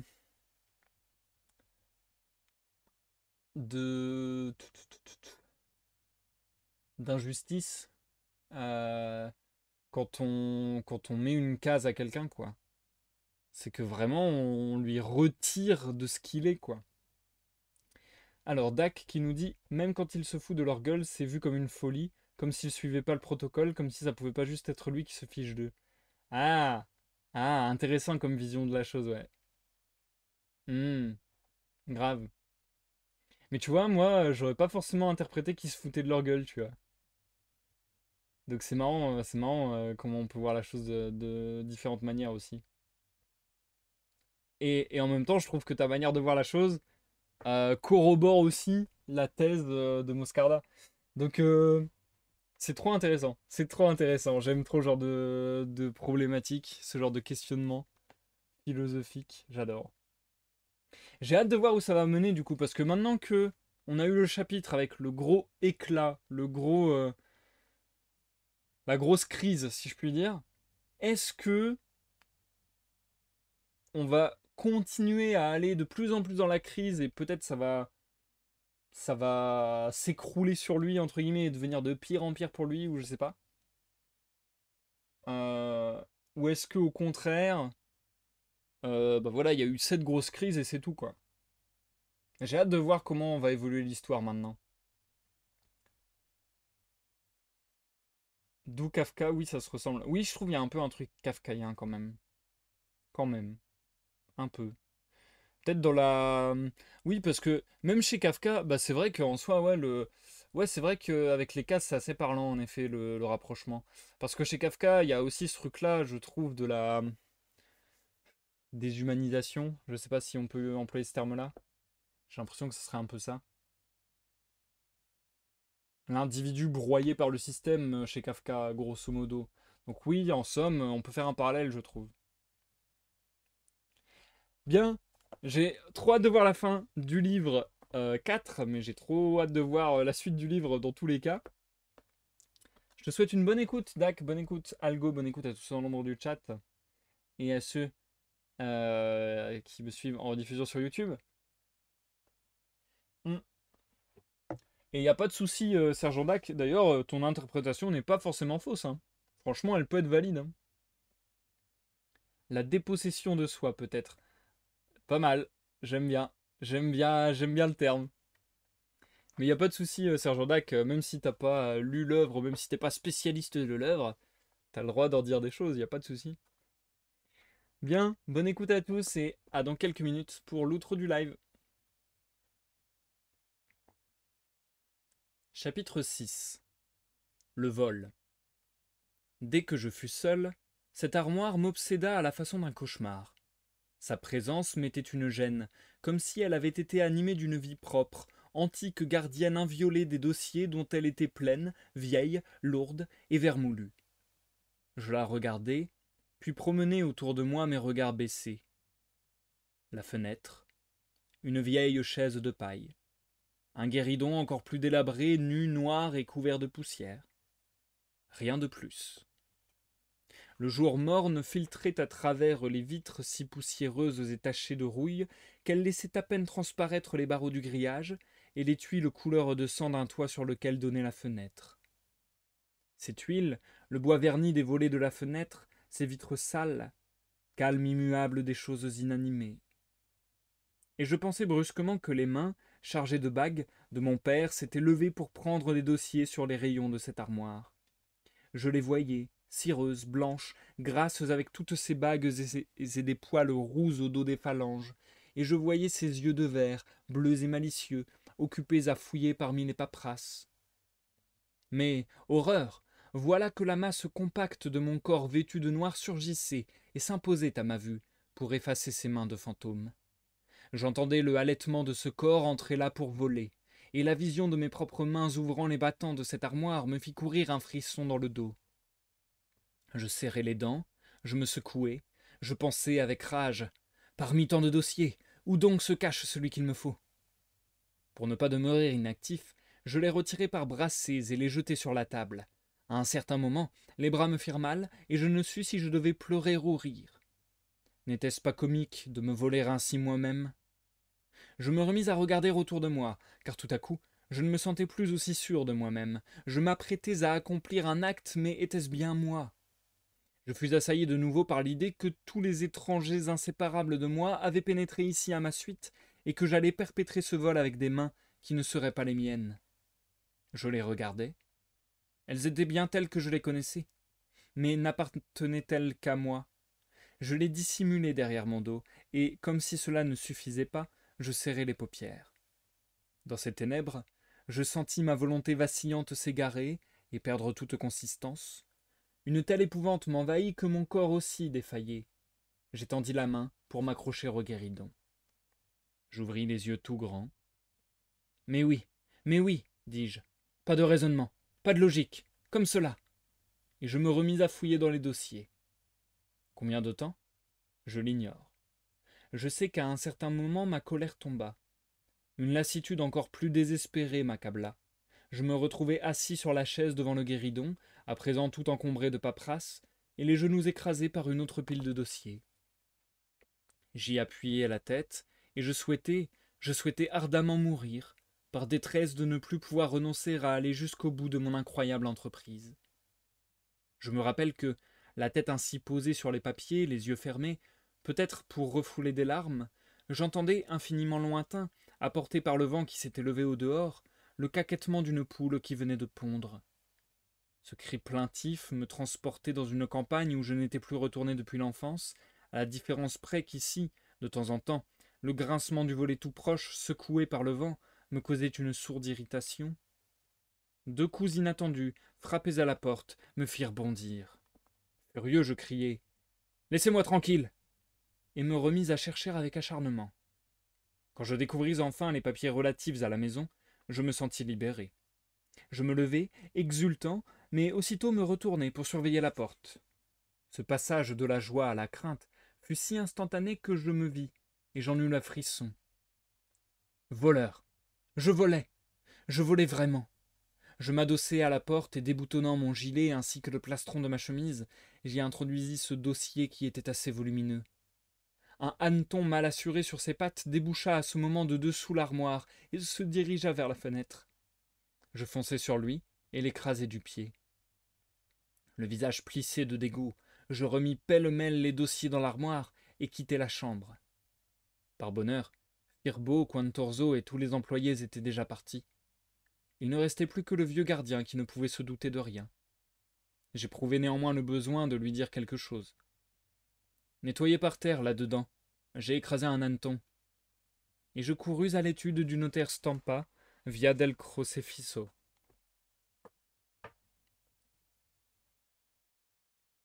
Chapitre 7. L'éclat. J'ai encore dans les oreilles le ruissellement de l'eau qui tombe d'une gouttière, près du réverbère qui n'est pas encore allumé, devant la masure de Marco di Dio, dans la ruelle déjà obscure avant la tombée du jour. Je revois, arrêtés le long des murs pour se garantir de la pluie, les gens qui assistent à l'expulsion. D'autres, sous leur parapluie, s'arrêtent par curiosité en voyant cette foule, et le tas de meubles misérables, déménagés de force et exposés à l'eau, là devant la porte. J'entends les cris perçants de Dame Diamant, qui de temps en temps, tout empourprée, paraît à la fenêtre et lance quelques bizarres imprécations accueillies par des coups de sifflet. Et le vacarme que mènent les gamins nu-pieds qui, sans souci de l'averse, dansent autour de cet amas de misère en faisant gicler l'eau des flaques sur le dos des curieux qui profèrent des jurons. Commentaire. Encore plus méprisable que son père. Sous la pluie, messieurs, il n'a même pas voulu attendre à demain. S'acharner contre un pauvre fou. Usurier, usurier. Car je suis là, présent à l'expulsion, protégé par un commissaire et 2 gardes. Usurier, usurier. Je souris. Un peu pâle, peut-être. Mais pourtant, une volupté singulière me trouble le cœur, me chatouille la luette et me serre la gorge. Seulement, de temps en temps, je sens le besoin de fixer mon regard sur quelque chose. Affectant une nonchalance distraite, j'examine l'architrave de la porte pour m'isoler un peu dans cette contemplation, certain que personne ne songera à lever les yeux en pareil moment, pour le plaisir de s'assurer que voilà une mélancolique architrave à laquelle les rumeurs de la rue n'importent guère. Son crépi gris qui s'effrite est ajouré de trous par endroits, et elle n'éprouve pas, comme moi, le besoin de rougir, presque comme d'une offense à la pudeur, devant un vieux pot de chambre déménagé avec les autres objets du taudis et exposé, au milieu de la rue, sur une petite table de nuit. Mais peu s'en fallut que ce plaisir de me tenir à l'écart ne me coûtât cher. Quand tu pris fin le déménagement forcé, Marco di Dio sortit avec sa femme Diamant, m'aperçut dans la rue étroite, entre le commissaire et les 2 agents, et ne pouvant se contenir, tandis que je regardais toujours mon architrave, il me jeta à la tête son vieux marteau de praticien. Il m'aurait assommé, sans le commissaire, qui me tira vivement en arrière. Au milieu des cris et de la confusion qui suivirent, les 2 agents s'élancèrent pour arrêter le malheureux que ma présence avait exaspéré. Mais la foule accrue le protégeait et s'apprêtait à se retourner contre moi, lorsque un petit homme noir, chétif de mine féroce, le propre clerc du notaire Stampa, se jucha sur un guéridon parmi les objets entassés au milieu de la ruelle, et tout en sautant et en gesticulant avec fureur, il se mit à hurler. « Arrêtez, arrêtez, écoutez, je viens de la part du notaire Stampa, écoutez-moi. Marco di Dio? Où est Marco di Dio? Je viens de la part du notaire Stampa, l'informer qu'on lui fait une donation. L'usurier Moscarda. » Je frémissais dans l'attente de ce miracle. Ma transfiguration d'un instant à l'autre, aux yeux de l'assistance. Mais il me sembla soudain que tout mon être volait en éclats, à l'explosion des coups de sifflet aigus qui se mêlèrent aux cris désordonnés et aux injures de la foule, qui entendait mon nom, sans comprendre que j'eusse fait cette donation après la cruauté de l'expulsion. « À mort! À bas !» hurlait-on. « Usurier! Usurier !» Instinctivement, j'avais levé le bras pour leur faire signe d'attendre. Mais il me parut que ce geste avait quelque chose de suppliant, et mon bras retomba aussitôt, pendant que le clerc, sur son guéridon, se démenait pour imposer silence et vociférer. « Non, non, écoutez! La donation, c'est lui qui l'a faite! C'est lui qui l'a faite, par devant le notaire Stampa!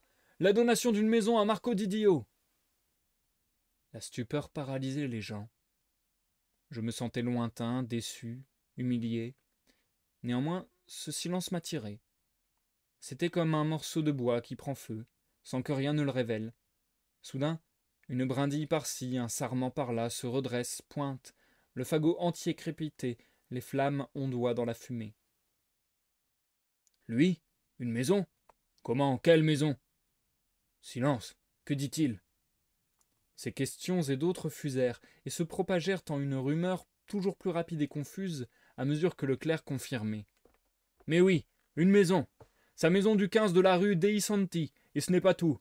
En outre, donation de 10 000 lire pour l'établissement d'un laboratoire et l'achat des instruments nécessaires. Je ne pus voir ce qui suivit. Je m'arrachai à ce spectacle, car à ce moment même, il me fallait courir ailleurs. Mais je ne fus pas long à apprendre de quelle jouissance je m'étais privé en m'éloignant. J'étais allé me cacher dans le corridor de la maison de la rue Dei Santi, attendant que Marco Didio vînt en prendre possession. La lumière de l'escalier arrivait faiblement jusqu'à ce couloir. Quand, escorté de toute la foule, il ouvrit la porte de la rue avec la clé remise par le notaire, et qu'il m'aperçut là, adossé au mur comme un spectre, il se troubla un instant et recula. De ses yeux atroces, il me lança un regard que je n'oublierai jamais. Puis, avec un rugissement de fauve qui tenait à la fois du rire et du sanglot, il sauta sur moi, pris de frénésie, et tout en me projetant contre le mur, il se mit à crier, louange ou désir de meurtre, je l'ignore. Fou! Fou! Fou! La foule massée devant la porte reprenait en chœur ce même cri. Fou! Fou! Fou! Parce que j'avais voulu démontrer que je pouvais, pour les autres aussi, ne pas être celui qu'on croyait.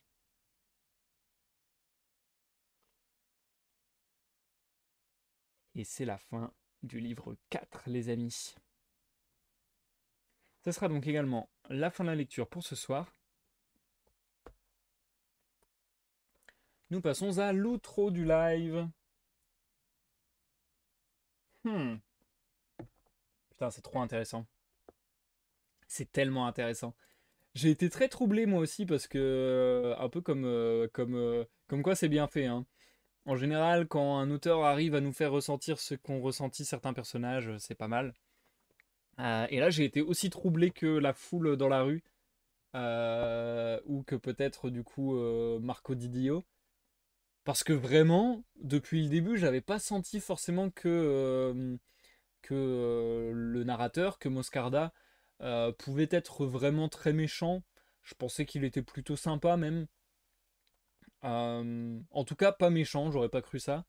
Et c'est vrai que du coup, il ait expulsé quelqu'un de chez lui, ça m'a un peu choqué. Euh, et en fait, que tout cela fasse partie de son plan, quelque part, fasse partie de sa destruction. Alors, est-ce qu'on peut dire que, quelque part, il détruit l'ego? Je sais pas.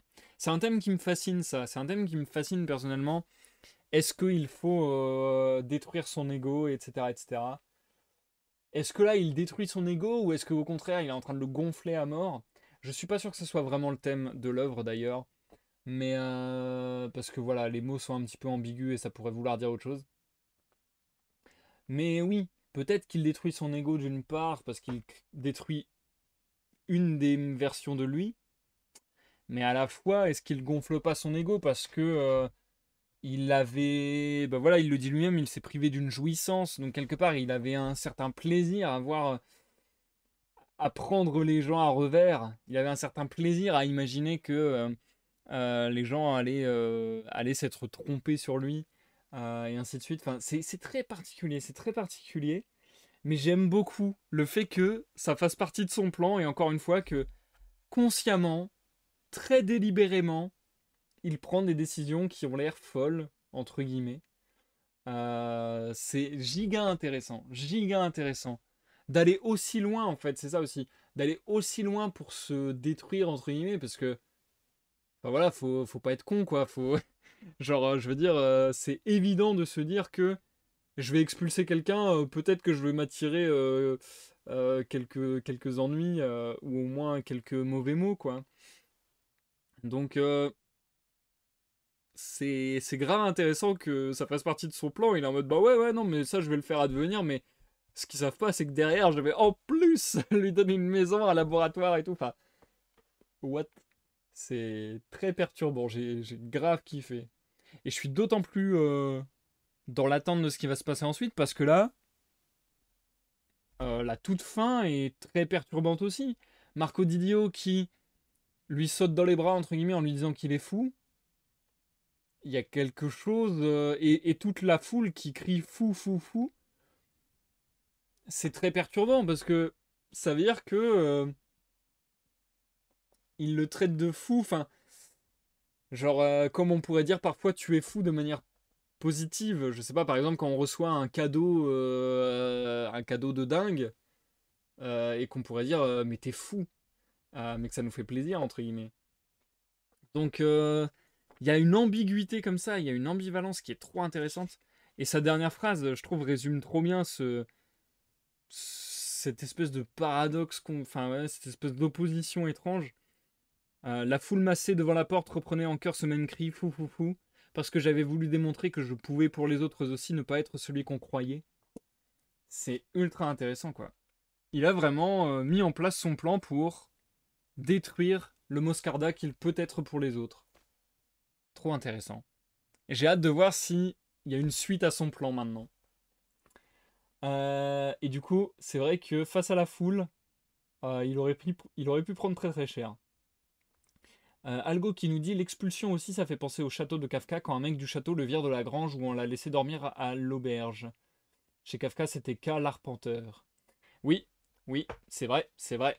J'ai très peu de mémoire, donc je me rappelle plus bien de tout ça, mais les éléments que tu me cites me disent quelque chose. Donc oui, c'est vrai qu'on pourrait faire aussi ce rapprochement-là quelque part. Euh,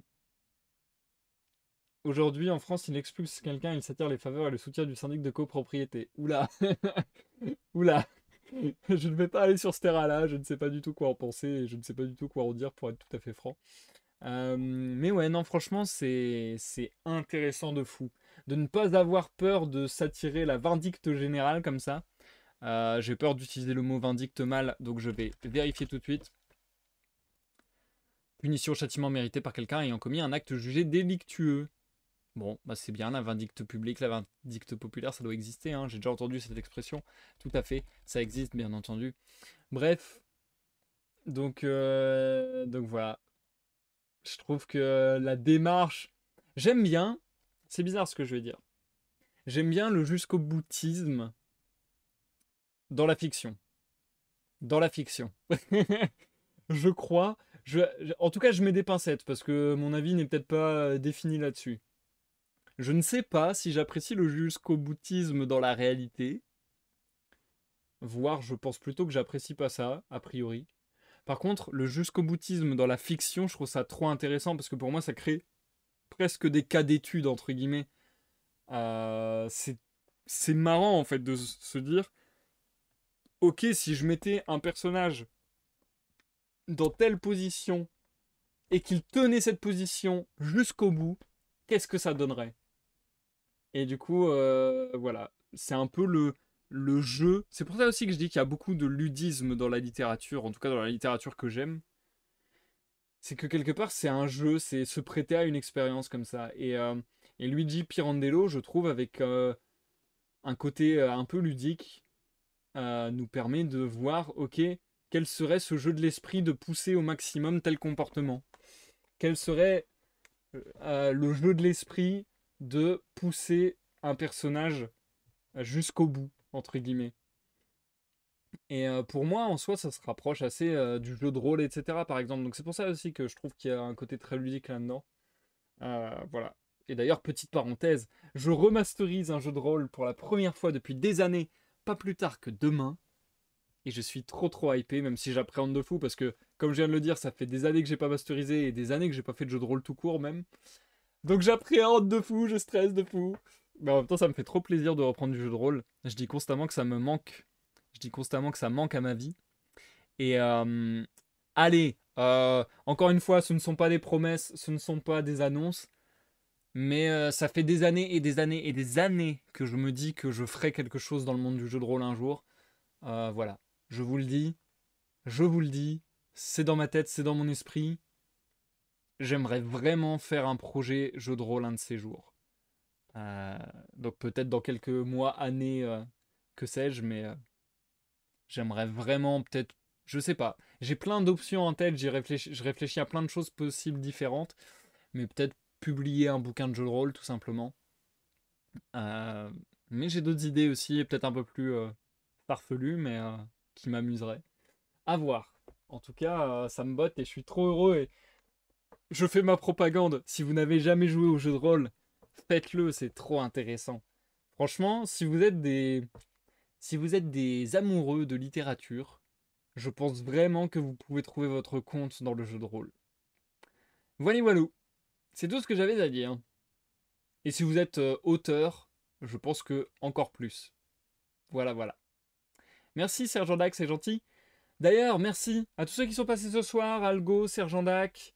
On a eu en début de live Arthur. Merci, merci encore pour ton follow, c'était cool de t'avoir dans le chat. Et puis sur ce, je vais vous dire bonne soirée les amis. C'est chez toi que j'ai découvert Roll Die, non. Il y a moyen, Algo, il y a moyen, ouais. Roll Die de l'ami Cora. Créé par l'ami Cora de la chaîne Cora Live. Je crois que sa chaîne s'appelle Cora Live parce qu'il a changé plusieurs fois de nom et de chaîne, mais il me semble que c'est Cora Live en ce moment, je sais plus. Faut trouver un bon MJ, sinon ça peut être le drame. Je suis d'accord, je dirais même qu'il faut trouver un bon groupe globalement. Parce que y a aussi des joueurs qui peuvent apporter le drame. Mais bon, c'est marrant. Moi, je trouve pour moi, le jeu de rôle, c'est l'expérience sociale ultime. Et mais c'est tellement une expérience sociale que le facteur humain joue énormément et que les mêmes facteurs humains que dans n'importe quelle relation peuvent avoir de l'impact. C'est-à-dire que peut y avoir des engueulades, peut y avoir des tensions, peut y avoir des rapprochements, peut y avoir de l'amitié, peut y avoir plein de choses. Pour moi, le jeu de rôle, c'est un peu la vie, le jeu, quoi.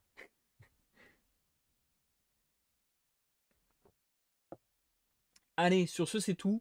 On arrête là. Mais ce n'est pas tout pour cette semaine, puisque, ne vous inquiétez pas, 1 personne et 100 000, ça continue mardi à 21h. Mais on se revoit déjà dimanche à 14h pour commencer une nouvelle lecture avec les poésies de Stéphane Mallarmé. Voilà, voilà, voilà. D'ailleurs, on se rejoint également sur Discord pour ceux qui le désirent, dimanche de 21h à minuit.